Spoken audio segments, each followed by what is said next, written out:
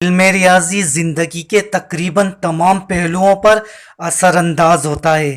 کسان سے لے کر انفارمیشن ٹیکنالوجی کے ماہر تک ہر شخص کا ریاضی سے رشتہ ہے۔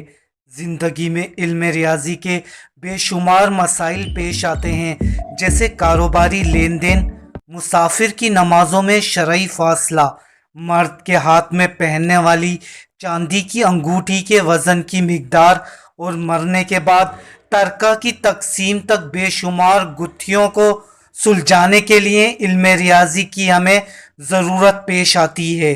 حضرت امام علی علیہ السلام سے جب علم ریاضی سے متعلق کوئی سوال پوچھا جاتا تو آپ اس کا فوری ایسے جواب دیتے کہ لوگ حیران رہ جاتے۔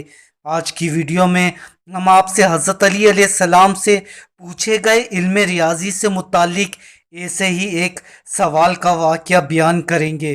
ویڈیو میں مزید آگے بڑھنے سے پہلے وہ دوست جو ہمارے چینل پر نئے ہیں وہ روزانہ معلوماتی ویڈیوز دیکھنے کے لیے چینل کو سبسکرائب کر لیں۔ ایک مرتبہ حضرت امام علی علیہ السلام منبر کوفہ میں خطبہ دے رہے تھے کہ سامعین میں سے ایک شخص نے علم ریاضی سے متعلق آپ سے یہ سوال کیا، مولا اس عدد کا نام بتائیے جسے 1 سے لے کر 9 تمام ہند سے پورا تقسیم کر سکیں اور کوئی کسر باقی نہ بچے۔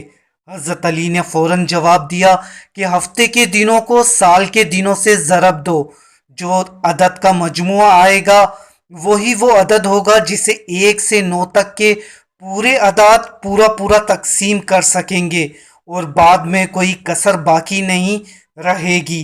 جیسے سال کے 360 دن کو ہفتے کے 7 دنوں سے ضرب کرنے پر جواب 2520 آتا ہے، یہی وہ عدد ہے جسے 1 سے لے کر 9 تک تمام اعداد پورا تقسیم کر سکتے ہیں۔